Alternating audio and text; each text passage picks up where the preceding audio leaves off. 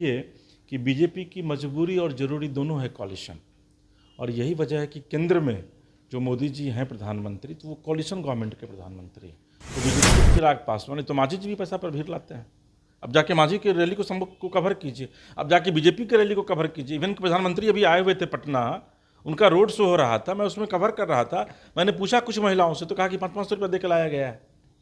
तो ये बिहार में इसी साल विधानसभा का चुनाव है। विधानसभा चुनाव से पहले चिराग पासवान पूरी तरीके से एक्टिव दिख रहे हैं और कह रहे हैं कि बिहार में 243 सीट पर चुनाव लड़ेंगे।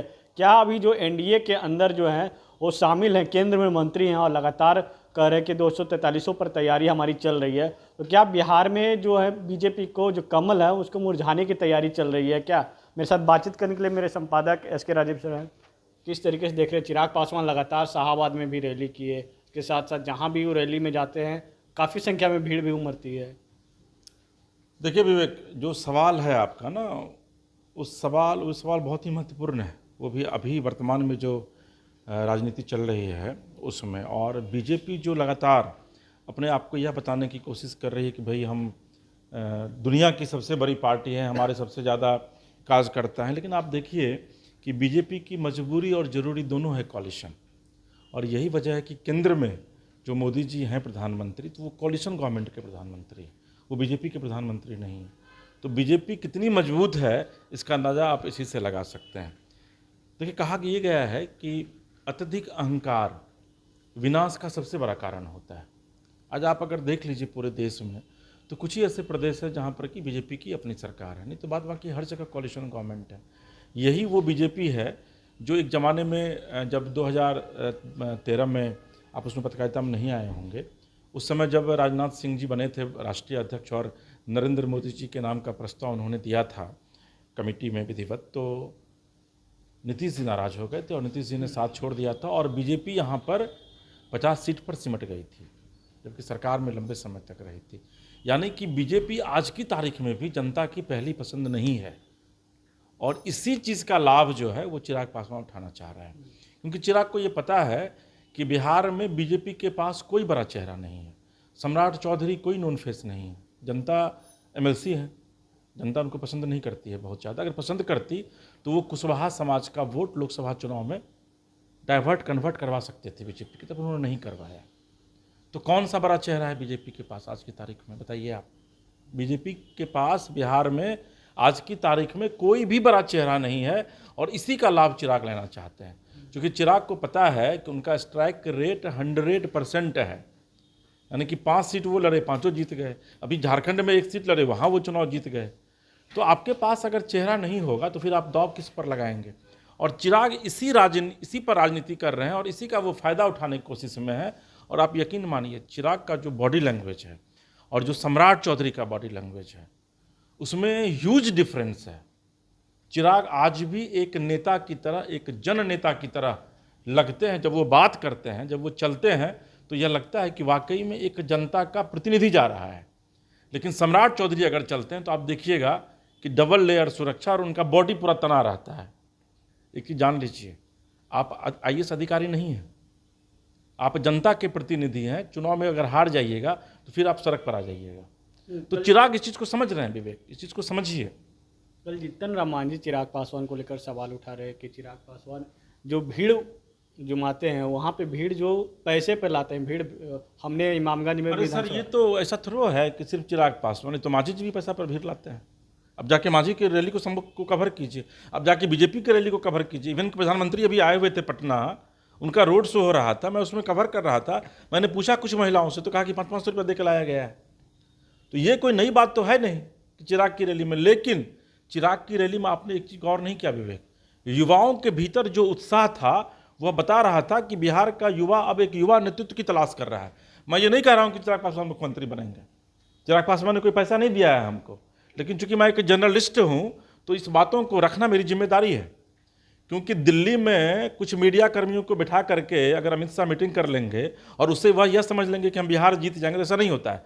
पत्रकार चुनाव नहीं जिताता है, आप विश्लेषण करते हैं, अपनी बातों को आप रखते हैं। चुनाव जनता जिताती है। तो अब जनता जो है वो ये बात तय है कि इस बार भी जो बिहार में एनडीए में जो वोट पड़ेगा उसमें बीजेपी से ज़्यादा नीतीश कुमार की भूमिका है। अभी हम लोग चर्चा कर रहे थे कि आज देखिए कि बिहार में डबल डेकर पुल, नीतीश कुमार एक ऐसे मुख्यमंत्री के तौर पर एक ऐसा चेहरा है जो नरेंद्र मोदी से ज़्यादा काम करते हैं। विवेक, इस बात को आप समझिए। नरेंद्र मोदी ने बिहार सरकार की कई योजनाओं को फॉलो किया है। आजीविका जो योजना है बिहार में, वो नीतीश कुमार कहते हैं। आपको पता है केंद्र में जो योजनाएं चल रही है महिलाओं को लेकर, वो बिहार को ही फॉलो किया जा रहा है। आपको पता है बिहार में हर घर नल जल योजना है, केंद्र ने जो फॉलो किया वो बिहार को फॉलो किया है। तो नीतीश कुमार ऐसा नहीं है, लेकिन चूंकि देखिए कहा गया है कि बहुत कुछ जो है वो डेस्टिनी है, भाग्य भी बहुत कुछ काम करता है। तो नीतीश कुमार नरेंद्र मोदी से कम काबिल नेता नहीं है। मुख्यमंत्री लंबे समय शासन कर रहे हैं यहाँ पर, और बिहार में जो उन्होंने एक विकास की जो लंबी लकीर खींची है ना, उसके बराबर या उससे जब बड़ी लकीर खींची जाएगी तो ही नीतीश कुमार का जो कद है वो छोटा होगा, जो बीजेपी नहीं खींच सकती है, ये जान लीजिए। वो जब भी कोई खींचेगा तो वो एक ऐसा नेतृत्व खींचेगा जिसके पास विजन हो, जिसके पास प्लानिंग हो, जिसके पास नीति हो।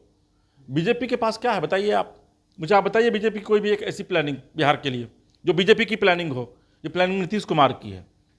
मुझे आप बताइए ये विवेक, आप भी चूंकि पत्रकारिता कर रहे हैं, पटना में घूमते हैं, आप बीजेपी के एक नेता से पूछिए कि आपके पास बिहार के लिए कौन सी प्लानिंग है, वो आपको जवाब नहीं दे पाएंगे।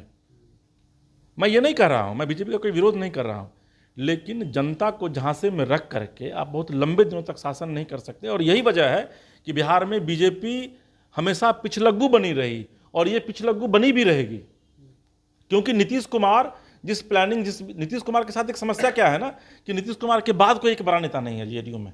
नहीं तो बीजेपी और आरजेडी बिहार में कभी पनप नहीं पाती, और उसी का फायदा चिराग उठाना चाह रहे हैं। और चिराग को यह पता है कि बिहार में इस बार का जो सर्वे आया है रिपोर्ट, उसमें 32% युवा है जो वोट करेंगे। आप अंदाजा लगाइए कि अगर युवाओं पर चिराग पासवान फोकस कर रहे हैं, और युवा अगर उत्साहित हैं, और युवा अगर जम करके वोटिंग किए, तो फिर चिराग की क्या स्थिति होगी। तो इसलिए चिराग ने कहा है कि भाई मैं 243 सीट पर चुनाव लड़ूंगा। अगर उनको मनमाफिक सीटें नहीं मिलेंगी तो हो सकता है वो अपना अलग रास्ता अख्तियार ले। उन्होंने सार्वजनिक मंच से कहा कि भाई मैं मंत्रिमंडल से मैं इस्तीफा दे दूंगा, केंद्रीय मंत्रिमंडल से 2020 मैं आकर चुनाव लड़ूंगा। 2020 वाले समीकरण को फिर दोहराएंगे? नहीं, देखिए 2020 वाले समीकरण को इस बार दोहराएंगे, इस बार बीजेपी साफ हो जाएगी, इस चीज़ को जान लीजिए। लेकिन चिराग ऐसी गलती नहीं करेंगे, क्योंकि चिराग को पता है कि अगर उनको बिहार में आने वाले दिनों में, चूंकि वो 2029 को देख रहे हैं, 30 को देख रहे हैं, जब बिहार विधानसभा चुनाव होगा, लोकसभा चुनाव होगा, तो उस समय की वो स्ट्रेटेजी बना रहे हैं। क्योंकि उस समय नीतीश कुमार रहेंगे नहीं, उनकी उम्र इतनी ज़्यादा हो जाएगी कि वो, तो फिर उनके पास एनडीए के पास नेक्स्ट चेहरा कौन। नीतीश अपने बेटे को प्रोजेक्ट नहीं कर रहे, अगर करेंगे भी तो तब तक उतना वो मैच्योर्ड होंगे नहीं। तो फिर एक चेहरा एनडीए को चाहिए, और आप देख लीजिएगा उस समय एनडीए का सबसे बड़ा चेहरा बीजेपी की मजबूरी और जरूरी चिराग पासवान होंगे। चिराग बिहार में इसीलिए अपने कद को बढ़ा रहे हैं, और चिराग का जितना कद बढ़ेगा, बीजेपी का जो कमल ऐसे खिलता है ना, वो टीवी पर जो विज्ञापन चलता है बीजेपी का, वो फिर मुरझाना आपको दिखने लगेगा कि उसका पत्ता अब धीरे धीरे टूटने लगा है। चलिए, बिहार में बीजेपी को चिराग कहे तो मजबूरी भी है, और ऐसे में नीतीश कुमार को लेकर जो है कि नीतीश कुमार अभी तक ही सीमित है कि मुख्यमंत्री रह सकते हैं। आगे के आने वाले 2030 में जो बिहार में विधानसभा चुनाव होगा, तो उस समय आने वाले समय में कह सकते हैं कि चिराग पासवान के ही नेतृत्व में जो है बिहार में विधानसभा चुनाव लड़ा जा सकता है।